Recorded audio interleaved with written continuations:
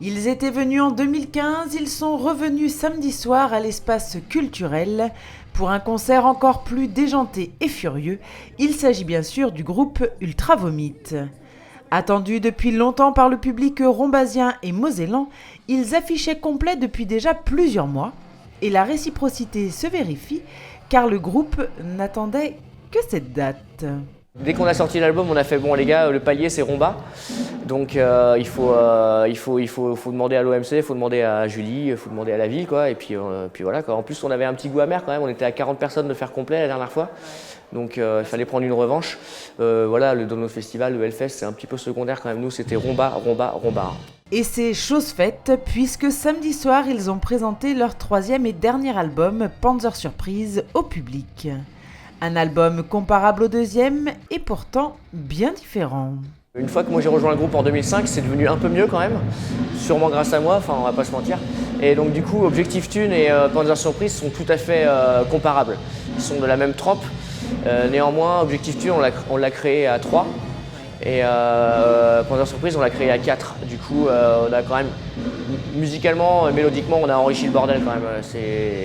Il y a un petit cran, un petit palier au-dessus, mais sinon ça reste de la parodie, ça reste un gros fourre-tout, tout à fait indigeste qui se barre dans tous les coups, dans tous les sens, mais on peut quand même dire que c'est la même recette à peu près quoi. Il a été enregistré à Paris à la fin de l'année 2016, donc en décembre, et en janvier aussi chez Fred Duquesne. Fred Duquesne, donc producteur qui fait le gros son à l'américaine. Qui lui joue dans Mass Hysteria, qui jouait dans Watcha à l'époque aussi, quand il y avait Watcha. Et donc on va utiliser un peu des gros mots parce que ça va vraiment appuyer le propos. Donc en fait on avait un gros son de bâtard avant, sur l'album d'avant, et là on avait décidé d'avoir un gros son d'enculé. Donc effectivement on s'est dit bon bah voilà c'est parti, il faut toujours passer des paliers. Donc on est passé de son de à gros son de et puis voilà.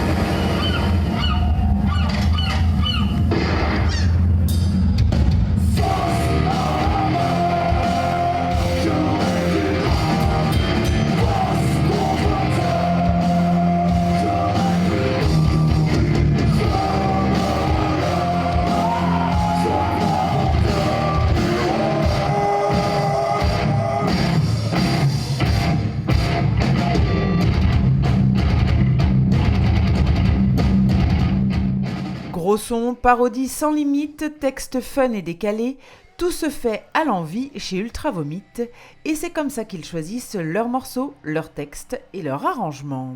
C'est assez fun quoi, c'est marrant, donc pas de prise de tête, on s'en branle, du sens, ça passe du coca light comme on dit, ça va dans tous les sens. Il y a forcément un ou deux morceaux qui va te plaire si t'aimes pas tout. Non, il n'y a pas de message particulier, mais on s'est forcé à rien. C'est tout ça, ça nous ressemble. Hein. Tout ça est venu de manière très naturelle. Enfin, naturelle et très longue aussi, hein, parce qu'on a quand même mis 9 ans avant de faire l'album, donc il fallait avoir l'envie, il fallait combattre le côté obscur de la flemme, il fallait avoir le temps de se poser, il fallait avoir des choses à dire aussi, parce que pas d'idée, pas d'album. Hein. C'était pour ça qu'on a mis aussi longtemps. Pendant un moment, on n'a pas eu d'idée, parce qu'on faisait des concerts, parce qu'on faisait autre chose, parce qu'on n'a pas envie de rendre une copie en temps et en heure tous les 3 ans. Donc on s'est affranchi de tout ça, on s'est affranchi d'intermittence aussi pour pouvoir mettre en pause le truc, pour pouvoir revenir avec plus d'envie, plus de spontanéité, de fraîcheur et plus d'idées. Et ça nous a tout à fait réussi, je pense. On a fait un très bon choix.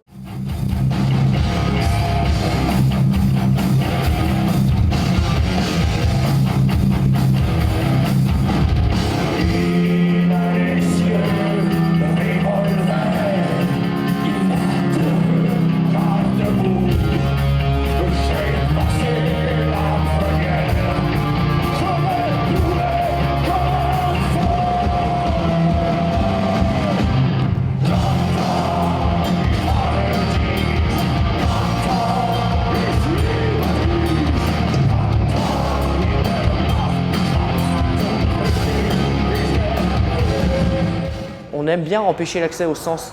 On aime bien dépasser le mur du sens. Nous, on appelle ça un éginia. C'est un néologisme de notre petit crew à nous. Un éginia, donc tout ce qui va être absurde, tout ce qui va être vraiment insensé. Nous, les Robins des Bois, par exemple, c'est quand même quelque chose d'assez puissant. Quentin Dupieux et les films de Quentin Dupieux, genre Steak ou les trucs comme ça, vont tout à fait nous parler. Donc du coup, si on met un bon vieux Marc Lavoine au milieu d'un Rammstein, forcément, ça va dérouter les gens, mais nous, on va trouver ça très puissant. Leur 3e album est également très puissant. D'ailleurs, le ton est donné d'entrée dans le titre de l'album. Panzer Surprise. Le métal est associé à la puissance et pas mal de groupes ont des imageries relativement...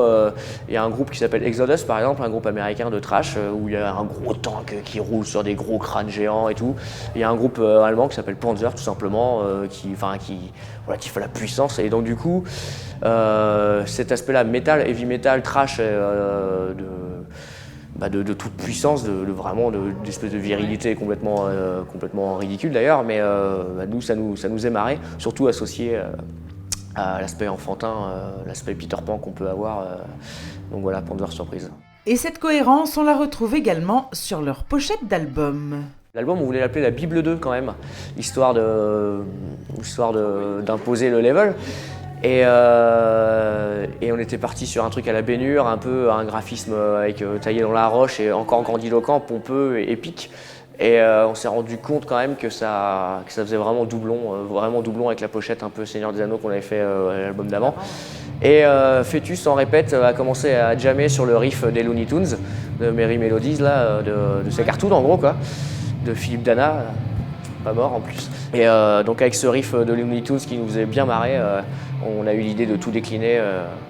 Par contre, moi je trouvais ça dangereux. Je sais que en général, faire dessiner des humains qu'on connaît, je trouve ça pas forcément facile, ça rend pas forcément bien. On a trouvé un porc là, qui s'appelle Nicolas Leroy, je disais tout à l'heure, un petit jeune de Rennes là, qui fait de l'animation, qui dessine hyper bien, qui va du manga au cartoon comme il veut, il défonce quoi. Et donc du coup, il a complètement sublimé notre idée, c'était super.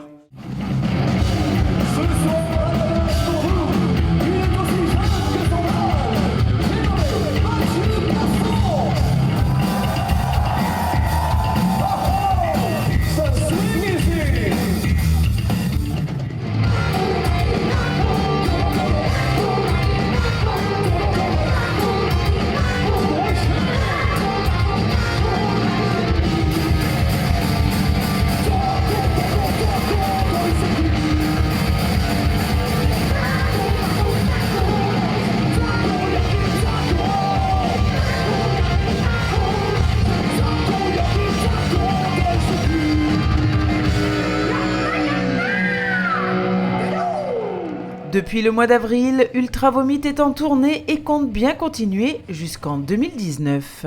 On aime bien apprécier le citron, hein. Je pense que ça tournera. Là, on est tellement content d'avoir réussi à faire un album parce que c'était pas non plus quelque chose de garanti, hein. C'était pas scellé dans le marbre. Donc on est content là, on a encore des chansons de l'album qu'on ne joue pas et qu'on va jouer plus tard, qu'on n'a pas eu le temps de préparer. Je pense qu'on en a pour fin 2019 en fait voilà, les gens quand on leur dit tourner c'est 30 dates d'affilée. Nous c'est tous les week-ends parce qu'il y en a qui bossent la semaine. Donc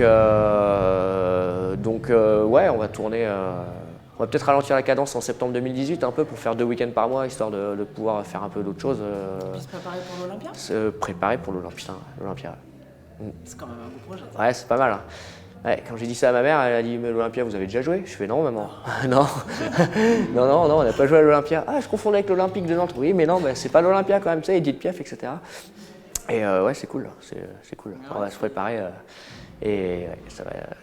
Là, on risque d'avoir les chocottes, un peu comme au Hellfest aussi, on a eu les chocottes. L'Olympia en octobre 2018 et pourquoi pas le Québec et le Japon par la suite.